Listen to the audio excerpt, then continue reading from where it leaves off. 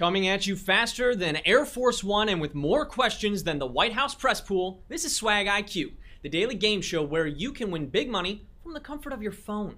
I'm your host, Nathan Andrzejczyk. Hello to all 1,560 of you looking to win big bucks with us on President's Day. Now, this is a public beta, so please just bear with us as we work out the kinks. I'd like to give a special shout out, thank you to Dana Kozabak, the moderator of the Swagbucks Swaggernauts group on Facebook. We salute you, Dana. And before we jump in, here's how the game works. I'm going to ask you 10, count them, 10 multiple choice questions, and you'll have 10, once again, count them, seconds to answer each one by tapping your choice. If you get it right, you're moving on. If you get it wrong, you're out of the running. But if you make it to the end, you're going to split the prize money with whoever's left. And today, we've got $280 on the line. Just look at it, folks. That's right. Those are some Benjamins that just want to jump right on into your pockets, digitally, of course. And of course, if nobody wins today, it's okay because it's going to roll over to the next game. And you can make the next grand prize even bigger by inviting more people to play after this game. And just for the heck of it, here's some more good news. Even if you're eliminated, you can still earn SB points throughout the game by correctly answering questions with a star next to them. Once per game, after you get a question wrong, you have the option to use those SB points to immediately rejoin, giving you another shot at the grand prize. The further along in the game you are, the more points it takes to rejoin, so keep that in mind. And if you don't have enough SB points today, don't worry, you can stockpile them for the future. Just be sure to stick around until the end of the game so that you can claim all the SB points you've earned. Whew. All right, folks, we know the rules. And that means there's nothing left to do but swipe away the comments and release this bald eagle and get to question number 1. Here it is. According to legend, what did young George Washington chop down? A money tree, the learning tree, or a cherry tree? Good old young GW, George Washington. So truthful. He said, "I cannot tell a lie. I did cut it down with a hatchet," admitting that he had chopped down his dad's cherry tree.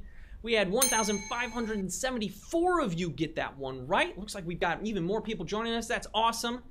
You know, the whole story was made up by Mason Locke Weems and didn't appear in the Washington biography he'd written until the 6th printing. I'm personally glad it wasn't true because that means there was one less child running around there with a hatchet. Just makes me think of Chucky, and that's horrifying. So let's move on to question number 2, worth 1 bonus SB, everybody. Here we go. Here's the question. What name was given to the FDR policies meant to pull America out of the Depression? The New Deal, Let's Make a Deal, or Dealer's Choice? In 1932, 1/4 of the U.S. workforce was unemployed.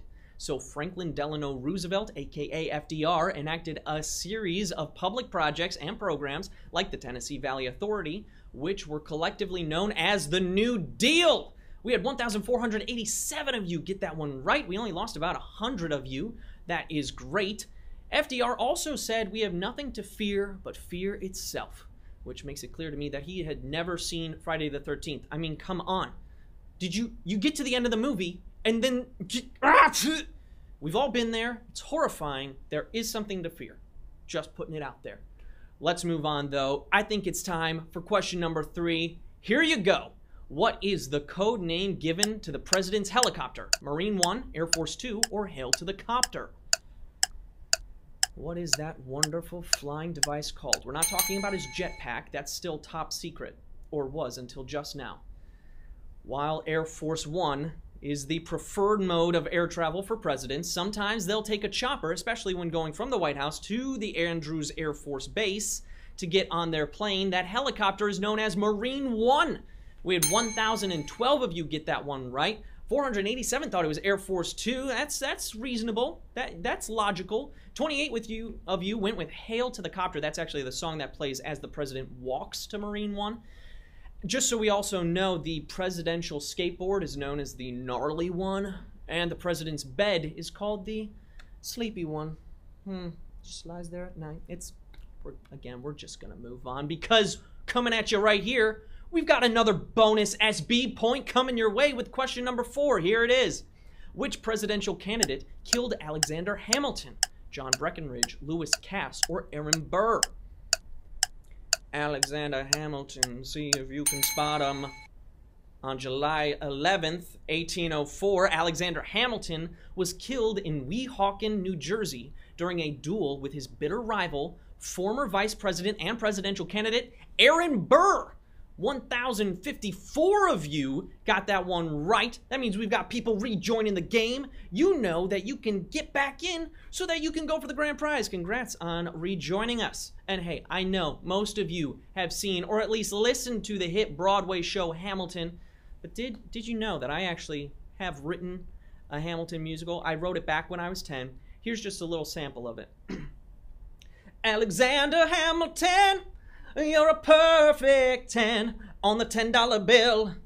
It was Alexander Hamilton, the perfect 10. That was the name of the show. I was 10, and quite frankly, I think I'm still a 10. So let's just take that, cut it in half, and we'll go on to question number 5. I think that seems pretty fair. Here we go. Here's the question. What TV show featured President Jed Bartlet? Veep, The West Wing, or 24? How many television fanatics do we have out there today? All of you watching your presidential shows. Martin Sheen's President Josiah Jed Bartlet roamed the White House for 7 years in the Aaron Sorkin drama The West Wing. We had 910 of you get that one right. We lost 246 of you. Remember, keep playing. You can get some SB points if you stick with us. That's right. Plenty of reasons to stick around. And hey, if you still miss The West Wing, cast member Josh Molina co-hosts the podcast The West Wing Weekly, in which he rewatches the show and gives behind-the-scenes stories. So be sure to check that out as well. Moving quick, we're going through this game, chugging right along, and I don't know, maybe because we like you so much, this next question worth a bonus SB point. So here we go. It's question number 6. What Texas city is named for James K. Polk's vice president? Dallas, Austin, or New Orleans? James K. Polk was our 11th president, serving from 1845 to 1849. During his presidency, Florida, Texas, Iowa, and Wisconsin all became states. The Mexican-American War was waged, and by his side through it all was his vice president, George M. Dallas. 282 of you went with Dallas. Oh man! We lost 683 of you to Austin. 8 of you went with New Orleans. Holy cow, we lost a lot of you. That was a toughie. Maybe because the history books don't actually talk much about Dallas. But let's face it, folks, they talk even less about his wife, good old Marnie Fort Worth. That was her maiden name, at least. She became a Dallas when she married good old George M. Whew. Guys, we've got a lot of you rejoining us. All right, this is great. I'm glad you can still play along. And of course, if you can't rejoin, you can play along because there's plenty of bonus SB along the way.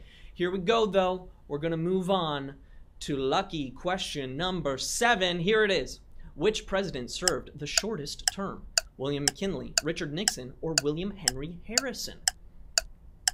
The shortest term.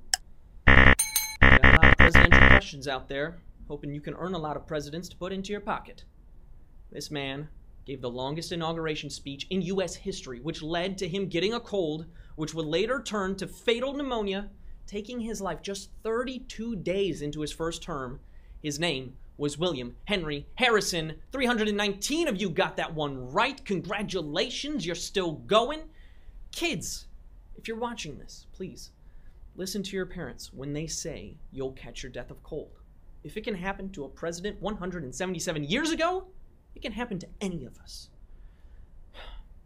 All right, I think we're ready. I think question number 8, we've got 3 of these questions left, and this one's worth 2 bonus SB. That's right, 2. Here we go. Question number 8. Which former U.S. president was on the $5,000 bill? Woodrow Wilson, James Madison, or John Adams? That's right, a $5,000 bill. They're so hard to come by, mainly because it's a lot of money. And also, it's hard to get a $5,000 bill broken at McDonald's. They don't have enough change usually. They have to open up a number of registers. It's really messy. Trust me, I have heard about it. While the back of the bill shows Washington resigning his commission, on the front is a portrait of our 4th president, James Madison. 156 of you got that right. Maybe that was, I saw Hamilton, maybe that was just somewhere in the subplot that I missed that. They were like, hey, James, can we put you on a $100,000 or $5,000 bill? And they're like, yeah, great. I don't know. The $100,000 bill actually does exist, but cannot legally be held by currency note collectors. I happen to have one, though, right over here. I'm not a collector. That's why I'm allowed to have this. So this is the bill. James Madison actually used to be right here, but unfortunately I took it in and out of my pocket so many times that it just wore off. So hoping it maintains the same value. I don't cash it. I mean, why would I? It's history, folks. Gosh. All right. We're 2 questions away from all the money. That's right, folks. You're 2 questions away. You've been fighting. You've been learning. You've been growing. Here we go. This one's worth 2 bonus SBs. And it's question number 9. Here it is. Which book was not written by a president? The Little Baby Snooglefleeger, Year of Decisions, or Joined at the Heart?